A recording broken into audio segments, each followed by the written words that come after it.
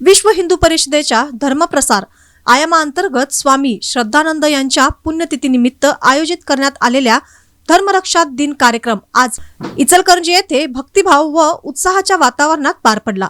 या कार्यक्रमास जगद्गुरु स्वस्ती श्री जिनेश भट्टारक भट्टाचार्य महास्वामीजी संस्थान मठ नान्नी तसेच भगवानगिरी महाराज नूल यांची प्रमुख उपस्थिती लाभली।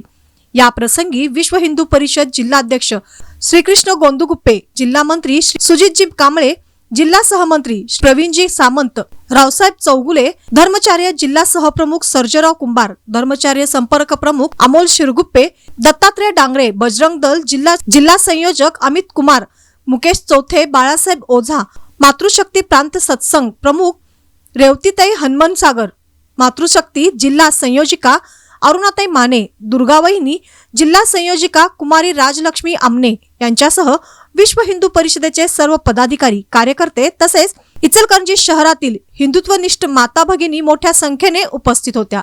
कार्यक्रमाची सुरुवात होम हवन व यज्ञविधीने करण्यात आली।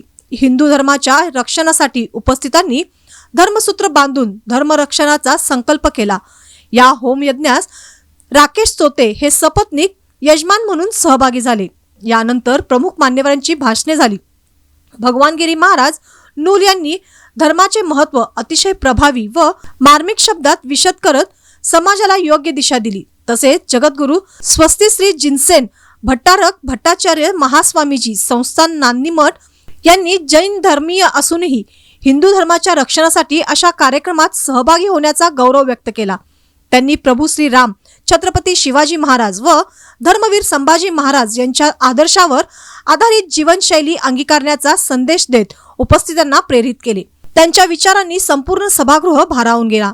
कार्यक्रमाच्या शेवटी जगद्गुरु स्वस्ती श्री जिनसेन भट्टारक भट्टाचार्य महास्वामी व भगवानगिरी महाराज नूल यांच्यासह संतांचे विधिवत पाद्यपूजन करण्यात आले।